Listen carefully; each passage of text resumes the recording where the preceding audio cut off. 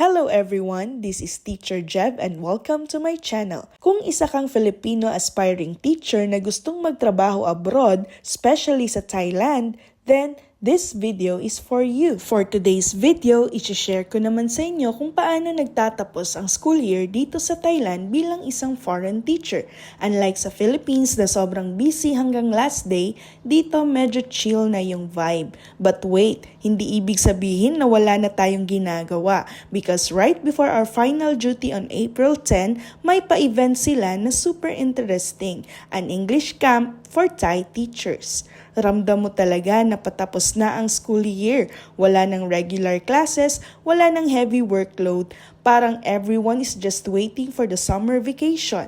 Pero instead na totally relax, may mga activity rin na ginagawa like this one. And honestly, ito yung isa sa pinaka-enjoyable part ng pagiging teacher dito. Kasi imagine from teaching students, this time teachers naman ang tuturuan mo. Yes, you heard it right. Kami mga foreign teachers ang naging trainers for Thai teachers. Teka, photo op daw muna kami bago simulan ang English camp. More than 200 teachers kami sa school na to at 5 lang kaming foreign teachers. Isa is a Chinese national and yung 4 is kaming mga Pinoy. But as you can see, hindi kompleto yung lahat ng teachers today. It's because meron ding mga field trips at yung ibang teachers sinasamahan nila yung mga students para sa field trip nila na nakasanayan na nila dito, of course with the permission of the parents and the school. Taon-taon yan, although hindi lahat ng classes merong field trips, but most of the classes here, especially yung nasa special program in English or in mathematics or in science,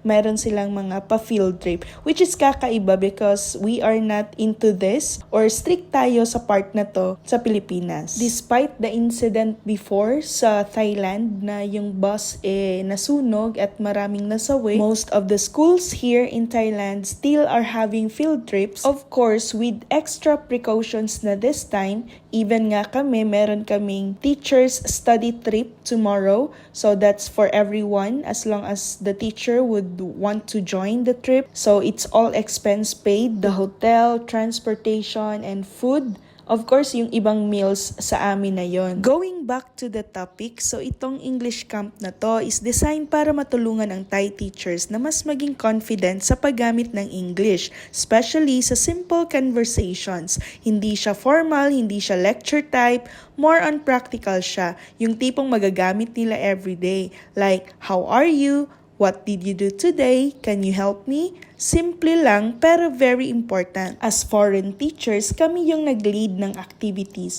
Medyo nakakatuwa kasi parang reverse role. Kami naman yung nagiging guide sa kanila. Hindi siya pressure, actually masaya siya. Kasi hindi naman kailangan perfect English. Ang goal lang is communication and confidence. And I really appreciate how open they are to learn. Walang hiya-hiya, walang judgment, talagang game sila. And of course, para hindi boring, we made sure na fun yung learning process. Hindi pwedeng puro salita lang. So we incorporated games. May mga activities like role-playing conversation, group challenges, vocabulary games, and icebreakers of course. Yung tipong matatawa ka habang natututo ka. And honestly, ito yung pinaka-effective. Kasi kapag nag-e-enjoy ka, mas matatandaan mo yung lesson. And I must say, sobrang cooperative ng Thai teachers. They participated in every activity, sumasabay sa games, nakikipag-usap kahit nahihiya sa umpisa. Makikita mo talagang yung effort nila to learn. And by the end of the camp, mas confident sila magsalita. And that's the best part, seeing their improvement kahit sa simpleng conversations lang. Moments like this make me realize teaching is not just about giving lessons, it's about connection. Language is not grammar, it's about understanding each other. And kahit magkakaiba tayo ng culture, ng language, we can still connect through simple conversation. And by the way, dagdag ko lang, aside from school activities like this English camp, may isa pang magandang opportunity dito sa Thailand na hindi masyadong napag-uusapan. Kasi minsan, ibang schools or organizations nag-i-invite ng foreign teachers to conduct English camps. And yes guys, may bayad siya. So aside sa regular salary mo, pwede kang magkaroon ng extra income. Depende sa school or program, it can be 1-day event, 2 to 3 days camp, or even a week-long activity, and usually included din yung food, minsan pati accommodation. Yung ginagawa mo lang is almost the same, facilitating games, guiding conversations, and helping participants practice English in a fun way. Hindi siya super stressful. Actually, masaya siya kasi parang nag-host ka lang ng activities.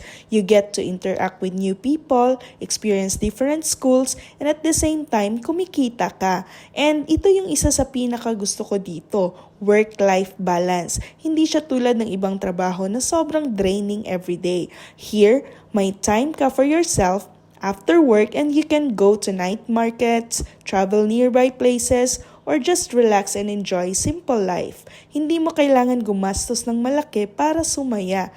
And that's why maraming foreign teachers ang nag-e-enjoy ng lifestyle dito because it's really a teach and travel experience. Habang nagtatrabaho ka, nakakapag-explore ka rin ng Thailand.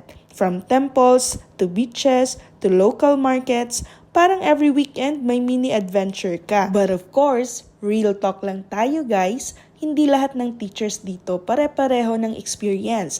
May iba na mas challenging ang situation, may iba na mas swerte sa school, sa environment, and sa opportunities. Kasi honestly, swerte-swerte lang din talaga ang buhay abroad.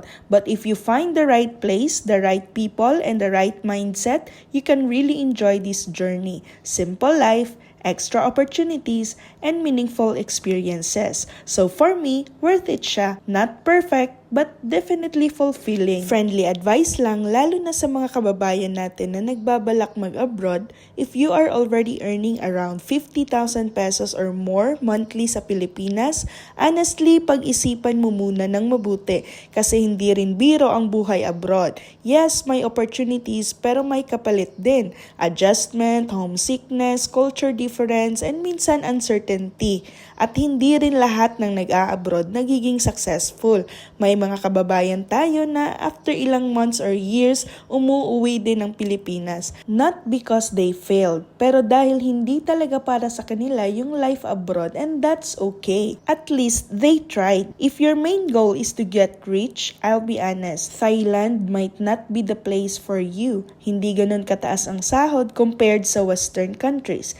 If income talaga ang priority mo, you might want to consider places like America or other high-paying countries. Pero kung ang hanap mo ay work-life balance, low cost of living, less stress, and a simple but meaningful life, then Asia, especially Thailand, is a good place to try. Dito kasi, hindi ka man sobrang yaman pero kaya mong mabuhay ng komportable at masaya. So at the end of the day, it really depends on your priorities. Hindi lahat ng tao pareho ng path. Some choose money, some choose peace, and some try to find both. As a Filipino, gusto ko lang sabihin wherever you are, make sure that it's a place where you grow. Not just financially, but also as a person. And isa pa sa mga bagay na na-appreciate ko dito is how close or malapit lang yung Thailand sa Pilipinas. Kasi kung nasa Asian country ka lang like Thailand, mas madali at mas affordable umuwi ng Pilipinas. Hindi tulad ng ibang countries na sobrang layo na kailangan mong gumastos ng malaki for plane ticket. Dito, minsan makakahanap ka ng promo flights na kayang-kaya ng budget. And let's be real, kahit gaano kaganda ang buhay abroad, iba pa rin ang pakiramdam ng makauwi sa Pilipinas. Yung makasama mo pamilya mo, makakain ng paborito mong pagkain, makakapagpahinga sa lugar na kinalakihan mo. At dahil malapit lang, you have that flexibility na umuwi during long breaks, holidays, or kahit kailangan ka lang talaga sa bahay. Hindi siya ganun kahirap i-plan compared sa ibang bansa. So, if you're someone na family-oriented or ayaw masyadong malayo sa Pilipinas, working in Asia, especially Thailand, is a very practical choice. Kasi kahit nasa abroad ka, parang hindi ka rin masyadong malayo sa tahanan mo. But don't get me wrong, kasi pangarap ko rin talagang makapunta sa Western countries someday. Maybe Thailand is just my stepping stone. Malay natin. So that's it. Kung may mga questions ka pa, feel free to ask and comment down below. At kung nakatulong sa'yo ang video na ito, baka pwede namang makisuyo ng isang like